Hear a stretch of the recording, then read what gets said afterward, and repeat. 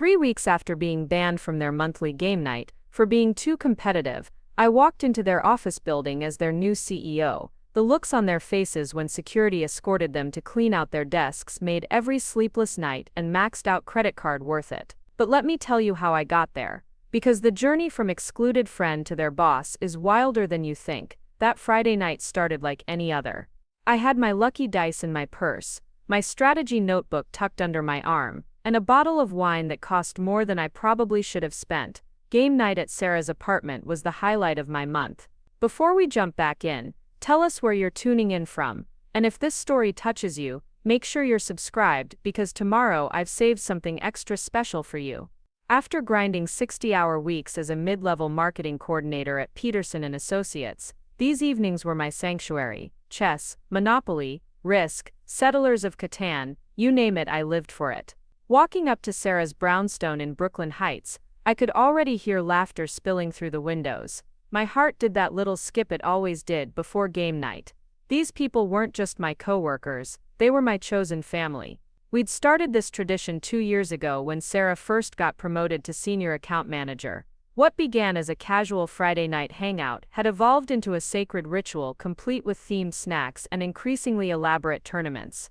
I knocked on the door with our usual code. 3 quick taps, pause, 2 more. The laughter inside stopped. Footsteps approached, but the door didn't open. Instead, I heard whispers.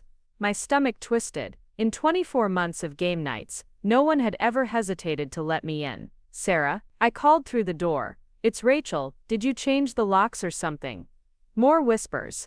Then Sarah's voice, strained and artificial. Hey Rach, can we talk for a second? The door cracked open just enough for Sarah to slip outside. She was wearing her lucky green sweater, the one she always wore when we played Risk, because she said it made her more strategic. Her blonde hair was pulled back in that messy bun she only did when she was stressed, and she wouldn't meet my eyes.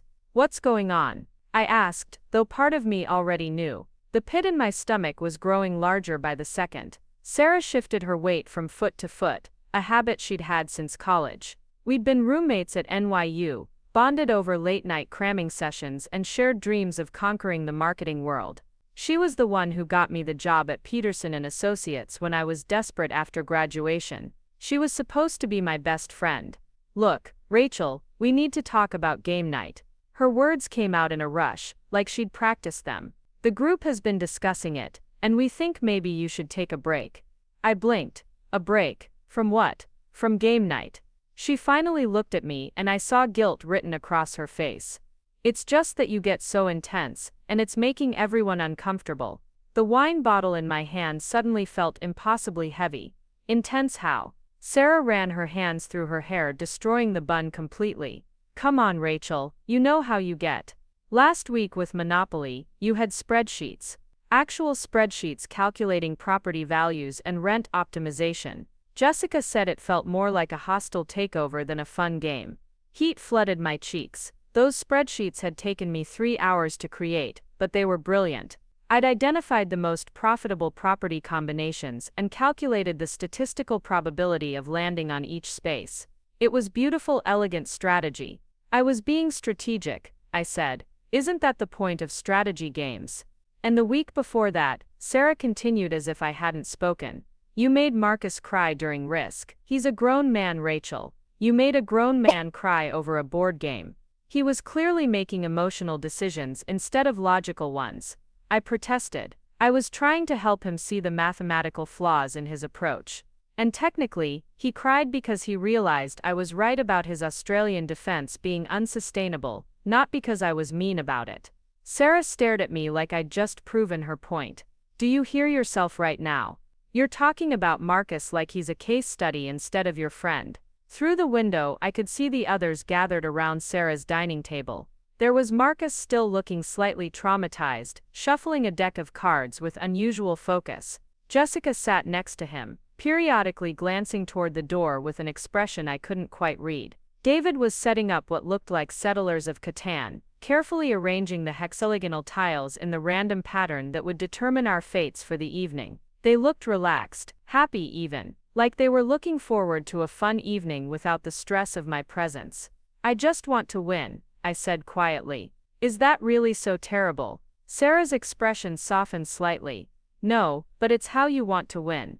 You turn every game into life or death. You research optimal strategies online for hours.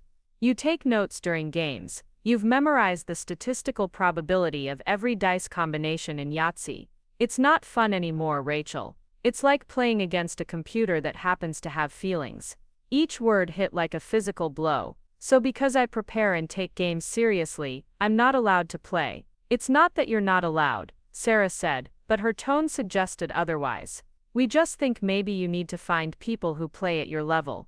You know, more competitive players. The dismissal in her voice was unmistakable. Find people at your level. As if I was some kind of gaming savant who had outgrown my friends instead of someone who simply cared enough to try her best. Who made this decision? I asked. Sarah looked uncomfortable. We talked about it as a group. Who initiated the conversation? She hesitated. Does it matter? It matters to me. David brought it up, she admitted. He said game night used to be about relaxing after work, but now he dreads Friday nights because he knows you're going to demolish everyone and make them feel stupid for not seeing whatever obvious strategy they missed. David, of course it was David. David Chen, the golden boy of Peterson and Associates. Harvard MBA, promoted to senior strategist within 18 months of starting, always impeccably dressed and effortlessly charming. David, who had never lost gracefully in his life and couldn't stand that someone he considered beneath him professionally was consistently outmaneuvering him across a board. And everyone agreed, I asked. Sarah nodded miserably. Rachel, you have to understand, we're not trying to hurt you. We just want game night to be fun again. Fun, the word tasted bitter. When had wanting to excel become the enemy of fun?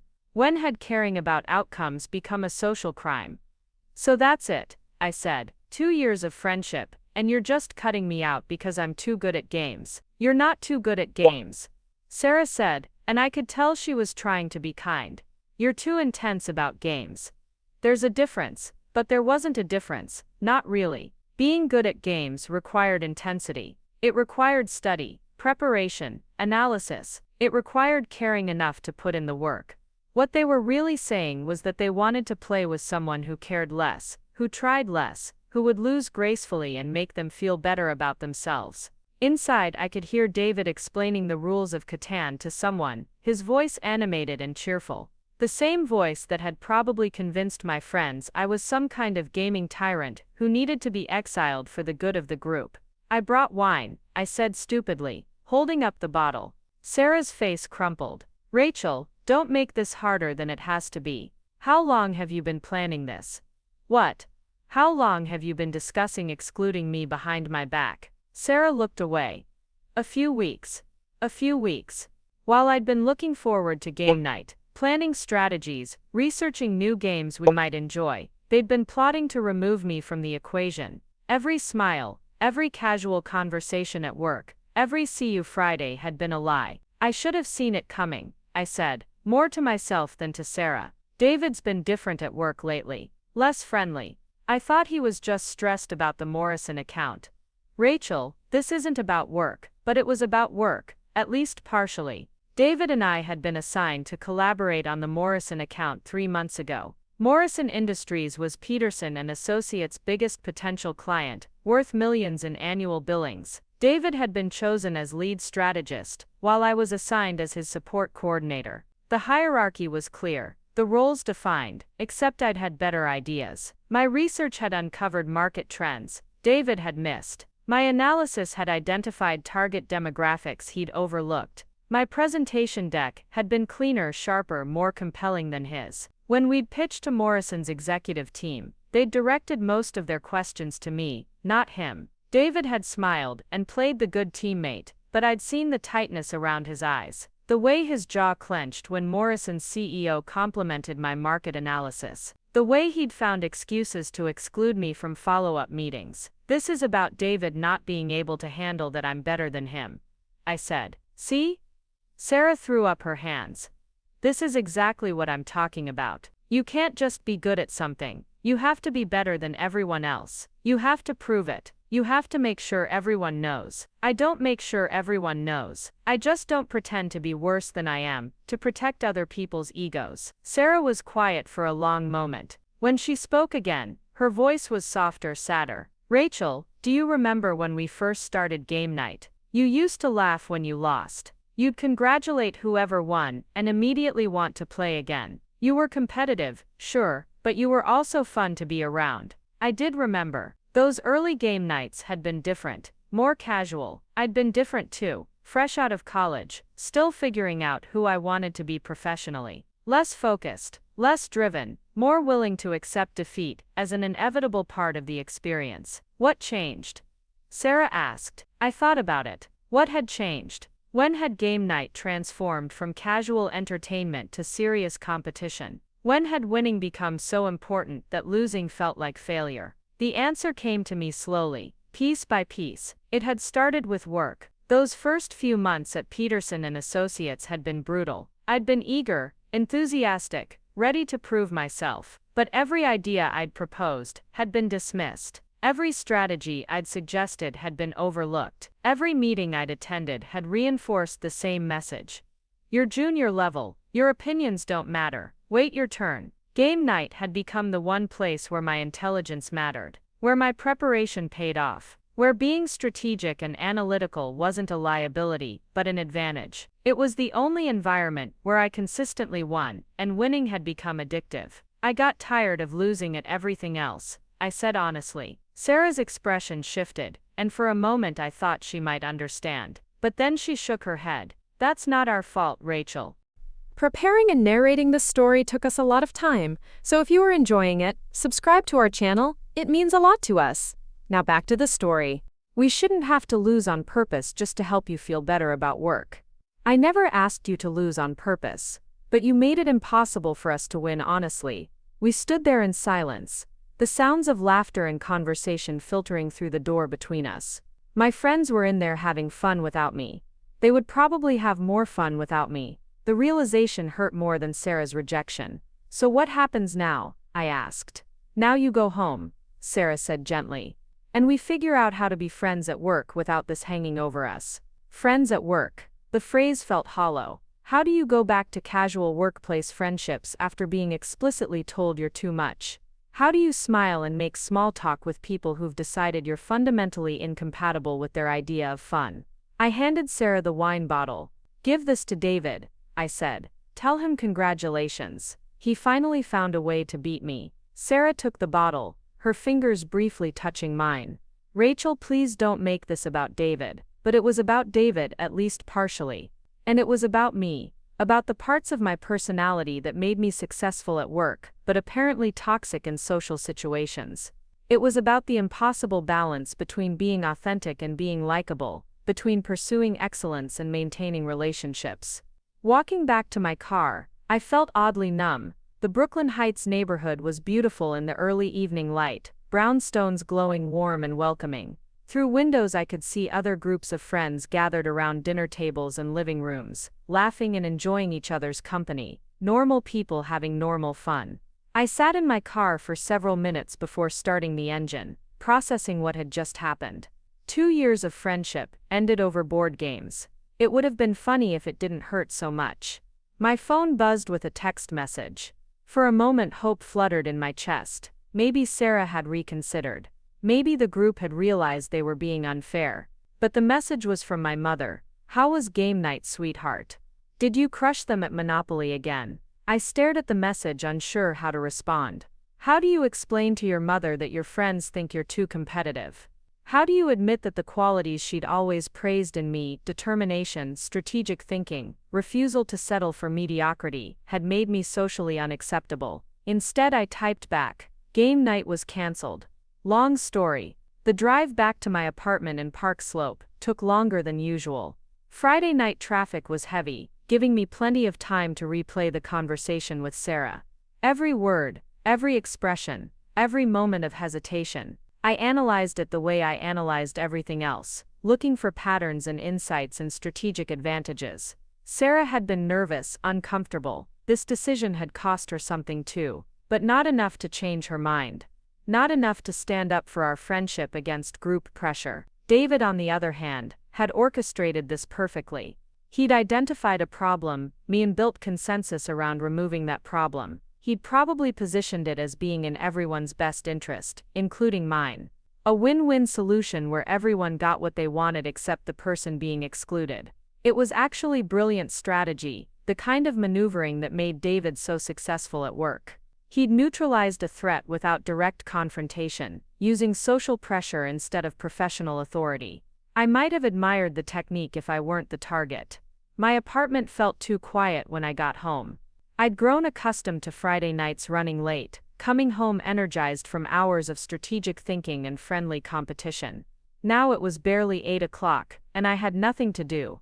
I poured myself a glass of wine from a bottle I'd been saving for a special occasion and sat down at my laptop. If my friends thought I was too competitive for casual gaming, maybe I needed to find people who appreciated serious competition. Maybe there were gaming groups in the city that would welcome someone who brought spreadsheets and statistical analysis to the table. I spent the next hour researching competitive gaming communities in New York. Chess clubs, strategy game tournaments, online forums for serious board game enthusiasts. The more I read, the more excited I became. These were my people, players who understood that games were worth taking seriously, who respected preparation and strategic thinking. But as I scrolled through forum posts and tournament results, a different picture began to emerge. These weren't casual friends gathering for weekly fun. These were serious competitors, many of them unemployed or underemployed, spending 40 hours a week perfecting their craft.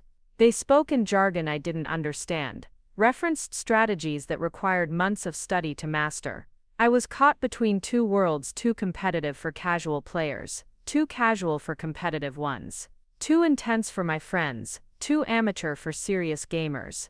My phone rang around 9:30. Sarah's name appeared on the screen. For a moment I considered not answering, but curiosity won. "Hey," I said, keeping my voice neutral.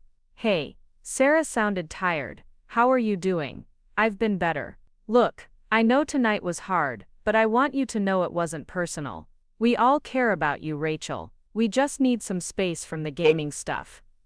"Some space from me, you mean?" Sarah was quiet for a moment. "From the version of you that shows up to game night. Yeah, but not from you as a person.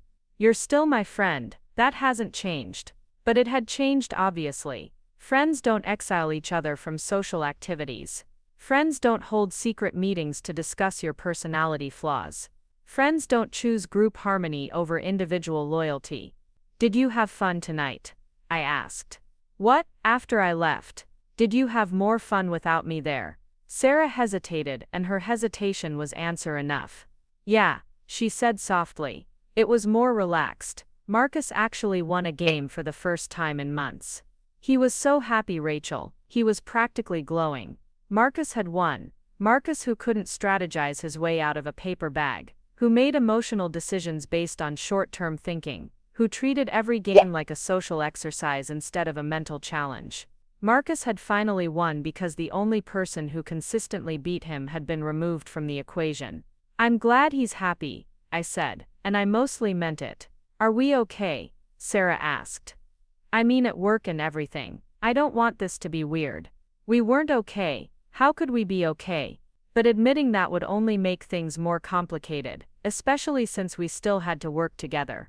"We're fine," I lied. "I'll see you Monday." After hanging up, I sat in my living room thinking about Marcus's victory. He'd probably played the same way he always played, making the same strategic errors he always made. But without me there to capitalize on his mistakes, those errors hadn't been punished. He'd won not because he'd improved, but because the competition had been artificially reduced. It reminded me of something my economics professor had said in college. Markets are most efficient when all participants have access to complete information and compete on merit. Remove the most competent competitor, and you don't improve the market, you just make it easier for weaker players to succeed. My friends had created an inefficient market, prioritizing feelings over outcomes, and they were happy about it. I opened my laptop again and began typing. If I couldn't find my people through existing gaming communities, maybe I could create my own. a blog about strategic thinking in everyday situations, applied game theory for real-world scenarios. I could write about optimal decision-making, probability analysis, competitive advantage. The words flowed easily, months of pent-up strategic insights finding their outlet. I wrote about the psychology of competition, the mathematics of risk assessment, the social dynamics that determine winners and losers in professional environments. By 2 in the morning, I had drafted 3 articles and outlined a dozen more. It felt good to channel my analytical nature into something productive, something that might actually help people instead of alienating them. But as I finally headed to bed, one thought kept circling through my mind. David had won. He'd identified me as a threat, and successfully neutralized that threat through political maneuvering. He'd used my own friends as weapons against me, and they'd been willing participants in their own manipulation. Monday morning at Peterson & Associates felt different. I arrived early, as always, but instead of looking forward to casual conversations with my game night crew, I felt hyper-aware of every interaction. Sarah smiled and waved when she saw me, the same friendly gesture she'd made hundreds of times before. But now I knew what that smile cost her, the effort required to maintain normalcy after deliberately excluding me from their group. "Good weekend?" she asked, as we waited for the elevator. "Quiet," I replied. "Yours?" "Nice and relaxing." She didn't mention game night specifically, but the implication was clear, relaxing because I hadn't been there to ruin it with my intensity. The elevator arrived, and we rode up to the 15th floor in comfortable silence. Or what had once been comfortable silence. Now I wondered if she was thinking about our conversation, if she felt guilty or relieved, or simply ready to move on.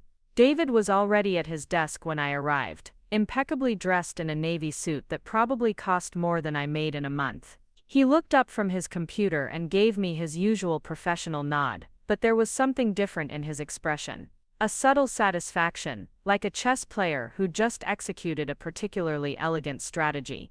"Morning, Rachel," he said pleasantly. "Ready for another exciting Monday?" "Always," I replied, settling into my cubicle adjacent to his office.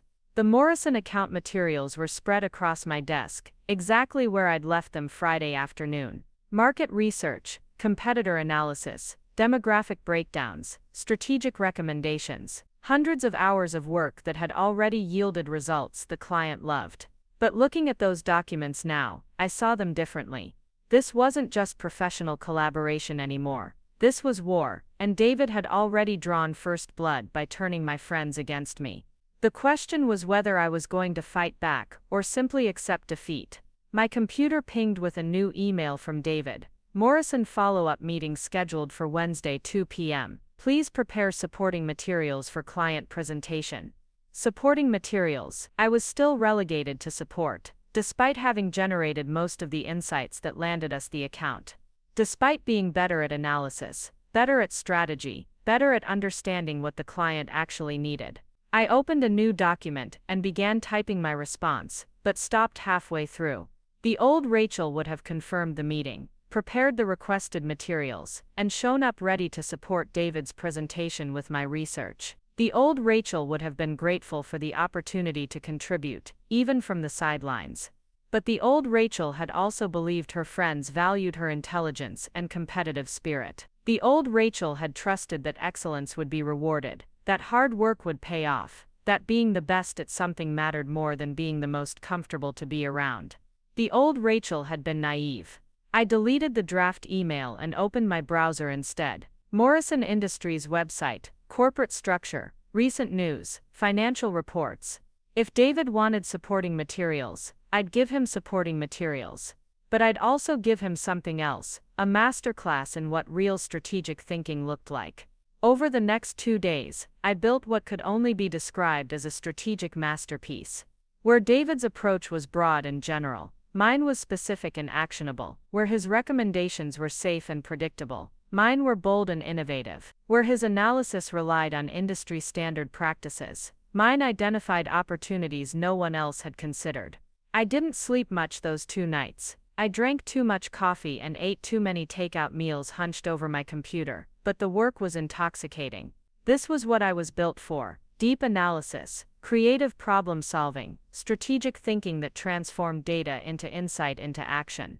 By Wednesday morning, I had created something beautiful. A comprehensive strategic framework that would not only solve Morrison Industries' immediate challenges, but position them for long-term competitive advantage. It was the kind of work that wins awards, generates case studies, launches careers. David reviewed my materials Tuesday afternoon, his expression growing more serious with each page he turned. "This is very thorough," he said finally. "Thank you. Maybe too thorough." He flipped back to the executive summary. "The client asked for practical recommendations, not a complete business transformation." "These are practical recommendations," I said. "They're just more comprehensive than what they expected." David closed the folder and leaned back in his chair. "Rachel, can I give you some advice?" I nodded, though I suspected I wouldn't like what came next. Sometimes the best strategy is knowing when not to overwhelm people with everything you know. Clients appreciate expertise, but they also need to feel like they can understand and implement your recommendations. "You think my analysis is too complex. I think your analysis is impressive," he said carefully, "but impression isn't everything. Sometimes simple solutions are better than perfect ones." Simple solutions. The same philosophy that had gotten me excluded from game night, now being applied to my professional work. Don't be too good. Don't try too hard. Don't make other people feel inadequate by comparison. "I'll prepare a simplified version," I said. "That would be great. Thanks for understanding." Understanding. I understood perfectly. I understood that David was threatened by work that made his own contributions look shallow by comparison. I understood that he would rather present adequate solutions than risk being overshadowed by brilliant ones. I understood that he was using the same social manipulation tactics professionally that he'd used personally. But I also understood something else. Wednesday's presentation could change everything. If Morrison Industries loved my recommendations, and I was confident they would, David's attempts to minimize my contributions would backfire spectacularly. Wednesday afternoon arrived with the kind of October weather that makes Manhattan feel alive. Clear skies, crisp air, the smell of coffee and ambition mixing on every street corner. I dressed carefully for the meeting, choosing my best suit and the lucky earrings I'd worn to every important presentation since college. Morrison Industries occupied 3 floors of a glass tower in Midtown, their lobby decorated with awards and accolades from decades of business success. James Morrison himself had built the company from a single manufacturing plant into a multi-billion-dollar industrial conglomerate. His son Michael Morrison now served as CEO, while the founder remained chairman of the board. Both Morrisons would be in today's meeting, along with their chief marketing officer and head of strategic development. 4 of the most influential business leaders in their industry gathered to hear our recommendations for expanding into new markets. David and I arrived 15 minutes early, giving us time to set up our presentation materials and review our talking points one final time. He seemed confident, relaxed even, his Harvard MBA training evident in the way he carried himself into high-stakes meetings. "Remember," he said quietly as we waited in the conference room, "keep your explanations accessible. These are business leaders, not data scientists." I nodded, though privately I disagreed. These weren't just business leaders, they were successful business leaders. They hadn't built a multi-billion-dollar company by avoiding complexity or settling for simple solutions. They would appreciate thorough analysis, innovative thinking, strategic sophistication. The Morrison team entered promptly at 2 o'clock. James Morrison, despite being in his 70s, commanded attention immediately. Tall, silver-haired, with the kind of presence that comes from decades of making decisions that affect thousands of employees and millions in revenue. His son Michael was younger but equally impressive, his reputation for aggressive expansion and strategic acquisitions well documented in business journals. "David, Rachel," James Morrison said, shaking our hands with the firm grip of someone accustomed to closing deals. "Looking forward to hearing what you've developed for us." David launched into his presentation smoothly, outlining the market opportunities we'd identified and the strategic framework we'd developed for approaching new demographics. His slides were clean and professional, his speaking style polished and persuasive. But as he spoke, I watched the Morrison team's faces. Polite attention, occasional nods, the kind of engaged but not excited expression that meant they were hearing good work but not great work. Industry standard analysis presented with professional competence. 15 minutes into David's presentation, Michael Morrison interrupted with a question that changed everything. "These demographic trends you've identified," he said, "have you quantified the potential revenue impact of targeting each segment individually versus implementing a unified approach?" David paused, glancing at his notes. "We've estimated overall market potential, but we felt a unified approach would be most efficient for initial expansion." "Efficient for implementation," Michael said, "but not necessarily optimal for return on investment." I felt my heart rate increase. This was the exact question my analysis had anticipated and addressed in detail.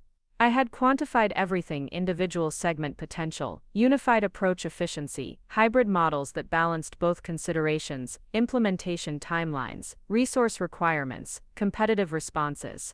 David looked uncertain for the first time since we'd entered the room. "That's a great question. Rachel, you did some additional analysis on market segmentation, didn't you?" All eyes turned to me. This was the moment David had been dreading and I'd been preparing for. The moment where supporting materials became the foundation of the entire presentation. "Yes," I said, standing and moving to the whiteboard. "Based on our demographic research, I identified 7 distinct market segments with significantly different value propositions and purchasing behaviors." I began drawing, my hands moving quickly across the whiteboard as I outlined the segmentation framework. Revenue potential for each segment, implementation costs, timeline considerations, competitive positioning implications. Segment 1 represents approximately 32% of the total market opportunity, but requires minimal infrastructure investment. I continued, my analysis flowing naturally from months of deep research. Segments 3 and 5 offer the highest per customer value, but need specialized distribution channels. James Morrison leaned forward. "What about competitive response? If we target high-value segments aggressively, how quickly will our competitors adapt?" Another question my analysis had anticipated. I turned to a fresh section of whiteboard and began outlining competitive scenarios, mathematical models for predicting market response, strategic options for maintaining first-mover advantage. "Based on historical patterns in similar market expansions," I said, drawing connections between data points, "we have approximately 18 months before major competitors can develop effective counter strategies. But only if we execute a specific sequence of moves designed to maximize switching costs." The room had gone quiet, except for the sound of my marker on the whiteboard. I was in flow now, the kind of focused state where complex problems become clear and strategic insights emerge from data patterns. This was what I lived for, the moment where preparation meets opportunity and creates something brilliant. "Show me the math," Michael Morrison said. I smiled. This was exactly what David had warned me against. Too complex, too overwhelming, too much information for business leaders to process. But Michael Morrison wasn't asking for simple solutions, he was asking for proof. I filled 2 more whiteboards with calculations, probability analyses, decision trees that mapped out dozens of potential scenarios, and optimal responses. Revenue projections, market share models, competitive game theory applications. The kind of work that transforms good strategies into great ones. When I finally stopped talking, the room remained quiet for several moments. David looked pale, as if he'd just watched his carefully controlled presentation spiral completely beyond his management. Then James Morrison started laughing. "Michael," he said to his son, "remember when you were convinced we needed to hire McKinsey for the European expansion analysis?" Michael Morrison nodded, his expression thoughtful as he studied my whiteboard calculations. "This," James continued, gesturing toward my work, "is better than anything McKinsey delivered, and they charged us $2 million. My heart skipped. James Morrison, one of the most successful business leaders in the industry, had just compared my work favorably to the most prestigious consulting firm in the world. "Rachel," Michael said, "how long did this analysis take you?" "About 3 months of research and modeling," I replied. "Most of it outside normal work hours." 3 months. He exchanged glances with his father. McKinsey's team took 6 months and delivered recommendations that were essentially industry best practices with better PowerPoint formatting. David cleared his throat. "Rachel did excellent supporting work. The overall strategic framework we've presented incorporates her analysis into actionable recommendations." But his attempt to regain control of the narrative fell flat. The Morrison team was no longer looking at David as the lead strategist. Their attention had shifted completely to me, and I could see the wheels turning in their minds. "Rachel," James Morrison said, What would you do if you were running Morrison Industries? Not just for this expansion, but overall strategic direction. David's face went white. This wasn't a question about supporting materials or collaborative analysis. This was James Morrison asking me to present my vision for his entire company. That's outside the scope of our current engagement, David said quickly. But we'd be happy to propose a more comprehensive strategic review. I wasn't asking the firm, James Morrison replied without taking his eyes off me. I was asking Rachel. The room fell silent again. This was the moment everything changed, though I didn't fully realize it yet. This was where David's attempts to minimize my contributions would backfire in the most spectacular way possible. I took a breath and began to speak. The silence stretched for what felt like hours, but was probably only seconds. James Morrison waited, his sharp eyes fixed on me with the kind of attention that had built empires. David stood frozen beside me, probably calculating how badly this moment could damage his career trajectory. I looked at the whiteboards covered with my analysis, then back at the Morrison team. These weren't people who appreciated safe answers or diplomatic non-responses. They'd asked a direct question because they wanted a direct answer. If I were running Morrison Industries, I began, my voice steadier than I felt, I'd be asking why you're only now considering market expansion when your core manufacturing capabilities have been underutilized for 3 years. Michael Morrison's eyebrows rose slightly. Go on. Your facilities are operating at 68% capacity, but you're discussing entering new markets as if production constraints were the limiting factor. That suggests the real bottleneck isn't manufacturing, it's distribution and customer acquisition in your existing markets. I moved back to the whiteboard, adding new diagrams as I spoke. Before expanding horizontally into new demographics, I'd focus on vertical integration within your current customer base. You're leaving approximately $40 million in annual revenue on the table by not offering complementary services your existing clients are purchasing from competitors. James Morrison leaned back in his chair, but his posture suggested engagement rather than dismissal. What kind of complementary services? Logistics optimization, supply chain consulting, custom manufacturing solutions. Your clients trust you for core products, but they're hiring outside firms for services you could provide more efficiently because of your existing relationships and industry knowledge. I was hitting my stride now, the kind of focused analytical thinking that made everything else fade into background noise. Within 18 months, you could capture 60% of that complementary revenue stream without significant capital investment. Use those profits to fund the market expansion, but from a position of strength rather than necessity. And the competitive response? Michael asked. Your competitors can't replicate integrated service offerings without rebuilding their entire customer relationship model. By the time they adapt, you'll have locked in long-term contracts and established switching costs that make it economically irrational for clients to change providers. The room went quiet again. David looked like he wanted to disappear into the floor. This wasn't supporting analysis anymore. This was a complete strategic overhaul of everything we'd presented, delivered without notes or preparation, based purely on pattern recognition and analytical thinking. Interesting perspective, James Morrison said finally. David, what do you think of Rachel's recommendations? David's face cycled through several expressions before settling on professional composure. Rachel always brings creative thinking to our collaborations. These ideas would certainly merit further investigation. Creative thinking, further investigation, the kind of diplomatic language that translated to interesting but not practical in corporate speak. David was trying to position my analysis as theoretical speculation rather than actionable strategy, but Michael Morrison wasn't buying it. Further investigation.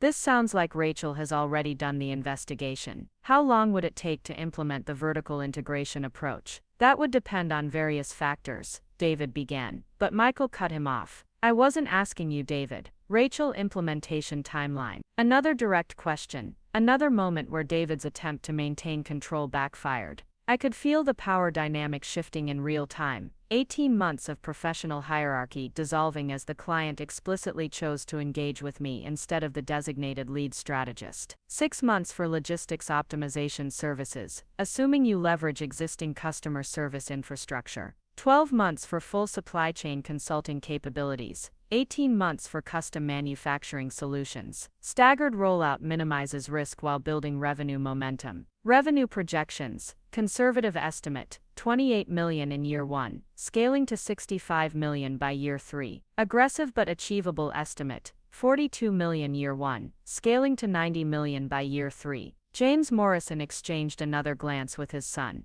Those numbers assume what level of customer adoption? Conservative scenario assumes 40% adoption among existing enterprise clients, 15% among mid-market accounts. Aggressive scenario assumes 65% enterprise adoption, 30% mid-market. Based on what data? This was where months of obsessive research paid off. I'd studied Morrison Industries' client base the way I studied game opponents, identifying patterns, predicting behaviors, understanding motivations that weren't explicitly stated. Based on purchasing pattern analysis from your client billing data, cross-referenced with industry reports on service provider switching rates, adjusted for relationship duration and contract value, I replied. Your enterprise clients average 2 vendors for services you could provide. Consolidation represents cost savings and relationship simplification they're actively seeking. Michael Morrison was now taking notes. You analyzed our client billing data, publicly available contract announcements,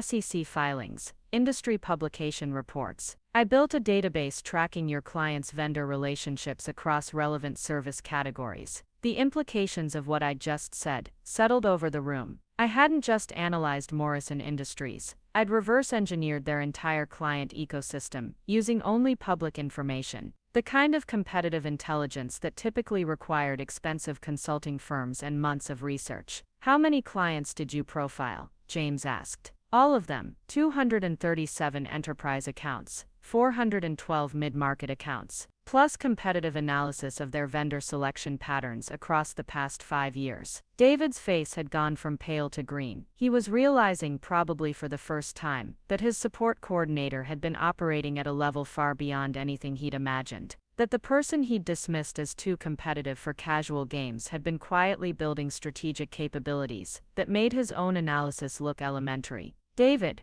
James Morrison said, turning back to the official lead strategist, were you aware of the depth of Rachel's research? Rachel is very thorough, David managed. She brings strong analytical skills to our team. Strong analytical skills, the kind of faint praise that was actually criticism, suggesting competence without acknowledging excellence. But in this context, with my work displayed across multiple whiteboards and comprehensive client analysis freshly demonstrated, David's minimization made him look either oblivious or deliberately dismissive. I'm curious, Michael Morrison continued, about the team dynamics here. David, you're listed as lead strategist on this engagement. How do you typically incorporate Rachel's analysis into your recommendations? It was a polite way of asking why David's presentation had been so much less sophisticated than my impromptu strategic overview. Why the person doing the most advanced work wasn't the person leading the engagement. Rachel provides excellent research support, David replied. My role is synthesizing various inputs into client-ready recommendations. But her recommendations seem quite client-ready already, James observed. In fact, they're more detailed and actionable than most consulting firm deliverables we've received. David's smile looked painful. Rachel definitely has a gift for detail-oriented analysis. Detail-oriented analysis. Another backhanded compliment that suggested I was good at collecting information but not capable of strategic thinking. Except everyone in the room had just watched me deliver strategic thinking that surpassed anything David had presented. The meeting continued for another 30 minutes, but the dynamic had fundamentally shifted. Every strategic question was directed to me. Every follow-up inquiry sought my analysis. David had been reduced to the role I was supposed to be playing, support staff providing supplementary information. When we finally gathered our materials to leave, James Morrison shook my hand with particular warmth. Rachel, this has been the most illuminating strategic discussion we've had in years. I hope we'll have opportunities to work together again. Thank you, Mr. Morrison. I'd welcome that opportunity. Please call me James, and I mean it about future collaboration. You have a rare combination of analytical rigor and strategic insight. David and I walked back to the elevator in silence. I could feel his anger radiating like heat, but he couldn't explode in the Morrison Industries building without risking professional suicide. We rode down 15 floors without speaking, exited onto the busy Midtown sidewalk, walked 2 blocks toward our office. Finally, David stopped outside a Starbucks and turned to face me. What the hell was that? That was the client meeting you scheduled, I replied calmly. You know what I mean. You completely undermined my presentation. You made me look incompetent in front of our biggest client. I answered the questions they asked. You grandstanded, you turned a collaborative presentation into a solo performance designed to make me look bad. His accusation stung because it contained a grain of truth. I had gone beyond the supporting role David had assigned me. I had seized control of the narrative when given the opportunity. But I hadn't done it to make him look bad. I'd done it because I had better answers to the questions being asked.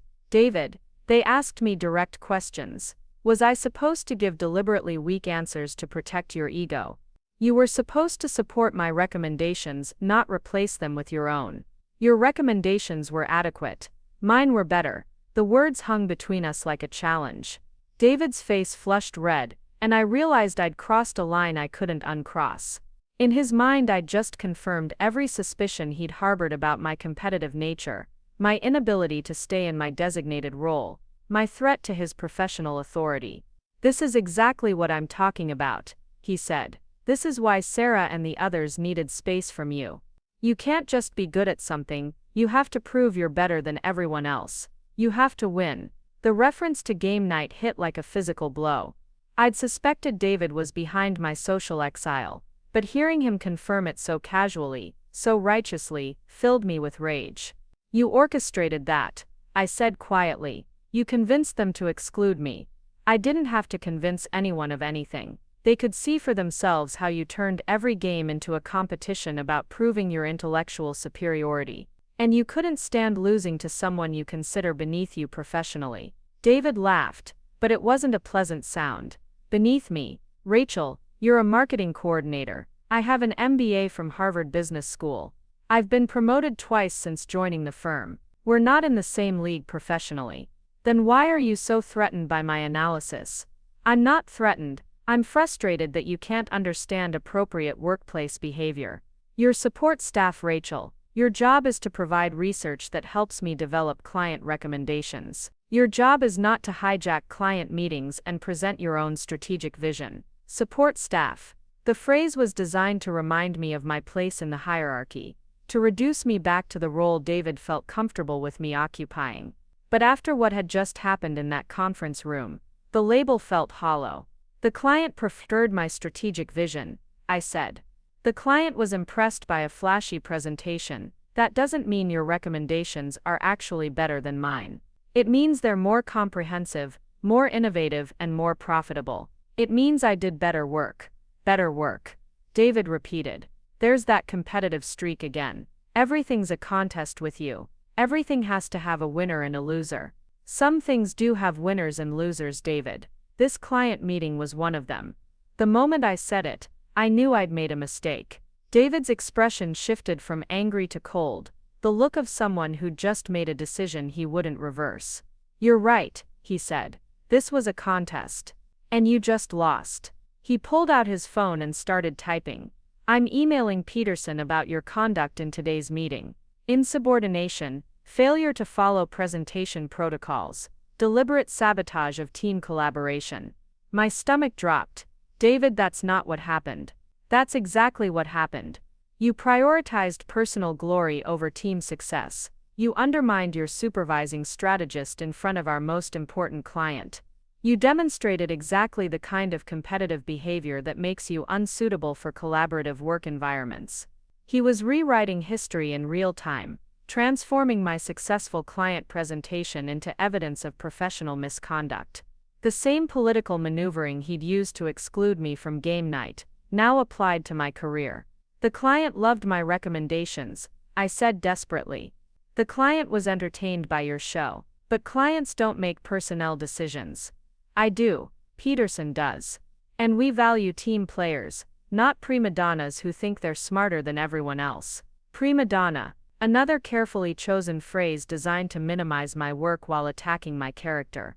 I was being painted as someone whose ego had caused me to betray team loyalty, rather than someone whose competence had exposed team inadequacy. I'm better at this than you are, I said. It was probably professional suicide, but it was also the truth. Even if that were true, David replied, it wouldn't matter. Being good at analysis doesn't make you good at client management. team leadership, or business development. It certainly doesn't make you good at knowing your place. Knowing your place. The ultimate corporate put-down. The reminder that hierarchy mattered more than performance. That staying in your designated role was more valuable than excelling beyond it. David finished typing and looked up from his phone. I've scheduled a meeting with Peterson for tomorrow morning to discuss your future with the firm. I'd suggest you spend tonight thinking about whether you want to be a team player or find somewhere else to work. He walked away, leaving me standing outside Starbucks with the worst kind of clarity. I'd won the client meeting but lost the political war. I'd demonstrated superior strategic thinking but violated unspoken rules about professional hierarchy. I'd been exactly as competitive as the situation demanded, and it was going to cost me my job. The walk back to Peterson and Associates took 25 minutes, giving me time to process what had just happened. David was going to frame my performance as insubordination. Peterson would likely accept his version of events, because David was senior, Harvard-educated and diplomatically skilled. I would be branded as difficult to work with, too competitive for collaborative environments, unsuitable for client-facing roles. The same pattern that had cost me my social life was now going to cost me my career. Back at the office, I sat at my desk staring at the Morrison Industries materials that had consumed my life for 3 months. All that research, all that analysis, all those late nights building strategic frameworks that could transform their business, reduced to evidence of my inability to stay in my assigned role. Sarah appeared at my cubicle around 4:30, her expression concerned. "Hey, I heard the Morrison presentation went well." David seemed pleased. Of course he did. He'd successfully maneuvered me into a position where my competence became insubordination. My success became betrayal. "It went fine," I said. Sarah studied my face. "You don't look like someone whose presentation went fine. What's wrong?" I considered telling her the truth, that her game night exclusion had been orchestrated by David, that the same competitive nature they'd rejected socially was now being used to destroy me professionally. But what was the point? She'd made her choice about whose version of events to believe. "Just tired," I said. "Long week." "Well, get some rest this weekend. Game night's at Marcus's place tomorrow, if you change your mind about taking a break." She meant it kindly, but the invitation felt like salt in an open wound. Come back when you've learned to lose gracefully, when you've accepted your place in the social hierarchy, when you've stopped threatening people with your competence. "Thanks, but I'll pass." That evening, I sat in my apartment surrounded by printouts of Morrison Industries research, trying to decide what to do next. David's meeting with Peterson was scheduled for 9 a.m. By 9:30, I'd probably be updating my resume and cleaning out my desk. But as I reviewed my analysis, something shifted in my perspective. This wasn't just work I'd done to support David's presentation. This was work that demonstrated strategic capabilities most senior consultants never developed. I'd reverse-engineered an entire industry ecosystem using publicly available information.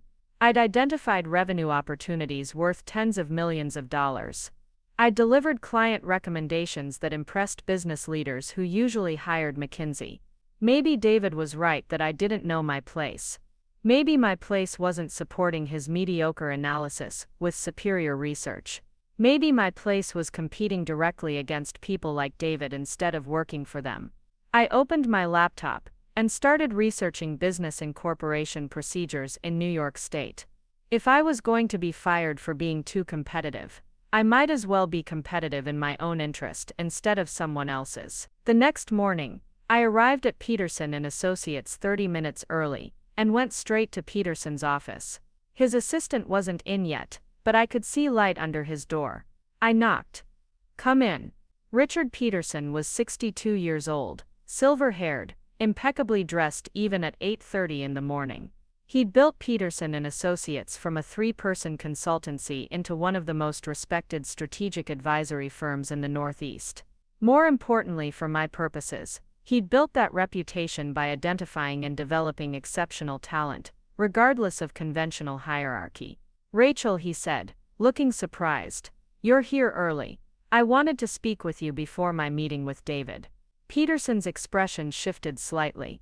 David mentioned there were some issues with yesterday's client presentation. There were. I'd like to give you my perspective before you make any decisions about my employment. Peterson gestured to the chair across from his desk. I'm listening. For the next 20 minutes, I walked Peterson through exactly what had happened at Morrison Industries. Not David's version about insubordination and grandstanding, but the factual sequence of events, client questions, my responses, the strategic analysis that had impressed James Morrison, the competitive intelligence I'd developed independently. Show me, Peterson said when I finished talking. I'd brought copies of everything: my market segmentation analysis, the client database I'd built, the revenue projections, the implementation timeline. I spread the materials across Peterson's conference table and walked him through the same strategic framework that had captivated the Morrison team. Peterson asked sharp questions, the kind that tested whether my analysis was superficial or sophisticated, lucky guesses or systematic thinking. I answered each one with the confidence that comes from having done the work thoroughly. When I finished, Peterson sat quietly for several minutes, reviewing my materials. This is exceptional work, Rachel, he said finally. Far beyond what I'd expect from someone at your level. Thank you. It's also exactly the kind of work that threatens people like David. The admission surprised me. I'd expected Peterson to defend his senior strategist, not acknowledge the political dynamics at play. David has an excellent academic pedigree and strong presentation skills, Peterson continued. But he's never produced analysis of this caliber. Few people have. So what happens now? Peterson smiled. Now we discuss your future with the firm. And it's not the conversation David was planning to have. At 9 a.m. precisely, David knocked on Peterson's door. I was still sitting at the conference table, my materials spread out like evidence in a trial where I'd already won the verdict. David's confident expression faltered when he saw me. Richard, I thought we were meeting privately. Change of plans, Peterson said. Rachel presented her perspective on yesterday's meeting. I'd like to hear yours.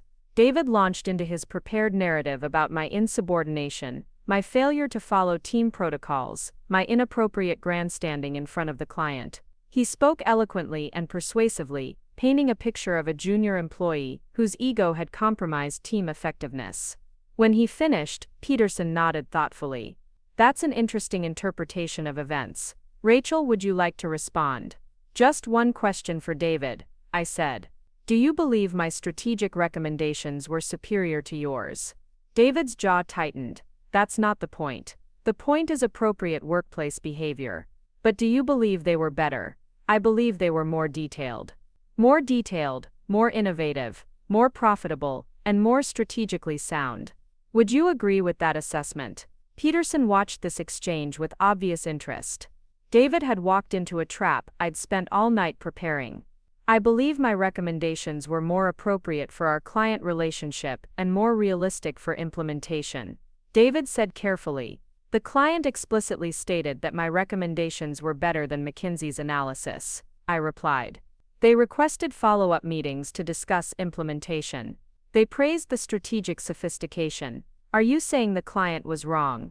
David looked to Peterson for support, but Peterson remained neutral. This was a contest of ideas now, not hierarchy, and David's advantages had evaporated. The client's immediate reaction isn't always the best measure of long-term strategic value, David said weakly. In this case it is, Peterson interjected. James Morrison called me personally this morning. He wants to expand our engagement to include the vertical integration strategy Rachel outlined. He specifically requested that Rachel lead the implementation project. The room went silent. David's face cycled through confusion, anger and dawning understanding. The client he'd accused me of alienating had just requested my promotion. He also mentioned, Peterson continued, that he was impressed by Rachel's strategic thinking and wondered if we had other analysts of her caliber available for additional projects. I felt a surge of vindication so intense it was almost physical. Not only had my performance not damaged client relationships, it had generated new business opportunities. Richard, David said, his voice strained, I think there may be some misunderstanding about the team dynamics here. No misunderstanding, Peterson replied. The client wants Rachel to lead the expanded engagement. The question is whether we can accommodate that request given our current organizational structure. Peterson turned to me. Rachel, are you interested in leading the Morrison Industries implementation project? It was the moment everything changed, not just my role on this specific client, but my entire trajectory at Peterson and Associates. David had tried to destroy my career for being too competitive, and instead had catalyzed my promotion to exactly the level where competitiveness was valued rather than punished. Yes, I said. I'm very interested. Excellent. We'll need to discuss compensation adjustments and reporting structure changes. David, I assume you're comfortable with Rachel taking the lead on Morrison, while you focus on other client development opportunities. David's smile looked like it had been carved with a knife. Of course, whatever's best for the firm. But I could see the calculation in his eyes, the political maneuvering already beginning. He'd lost this battle, but the war was far from over. And unlike game night, where the stakes were social discomfort, this war would determine the trajectory of my entire career. 6 months later, I owned the building where Peterson and Associates leased their offices. It wasn't revenge, it was evolution. The Morrison Industries project had generated $12 million in revenue for the firm, but more importantly, it had opened doors I never knew existed. James Morrison introduced me to his network, CEOs and board members who needed the kind of strategic thinking that most consulting firms couldn't deliver. By December, I had enough clients to start my own practice. By February, I'd incorporated Sterling Strategic Solutions with myself as principal consultant. By April, I was hiring former Peterson and Associates employees who wanted to work for someone who valued excellence over hierarchy. David lasted 3 months after my promotion before finding a position at a smaller firm. Sarah transferred to the Chicago office, claiming she wanted a change of scenery. Marcus remained at Peterson but avoided eye contact whenever we passed in the hallway. The game night crew had dissolved entirely. Without their weekly ritual, the friendships that seemed so solid had simply evaporated. I heard through office gossip that they blamed me for ruining their dynamic, as if my absence had somehow poisoned their ability to enjoy each other's company. I didn't miss them. The call came on a Tuesday morning in September, almost exactly 1 year after being excluded from game night. James Morrison's voice carried the weight of serious business. Rachel, I have a proposition. Morrison Industries is acquiring Peterson and Associates. We want you to run the combined operation. The irony was perfect. The firm that had treated me as support staff would become my subsidiary. The people who had excluded me for being too competitive would report to someone whose competitiveness had built an empire. I accepted immediately. The transition happened faster than anyone expected. Peterson and Associates' lease expired in November, and rather than renew, I relocated the combined operations to Morrison Tower.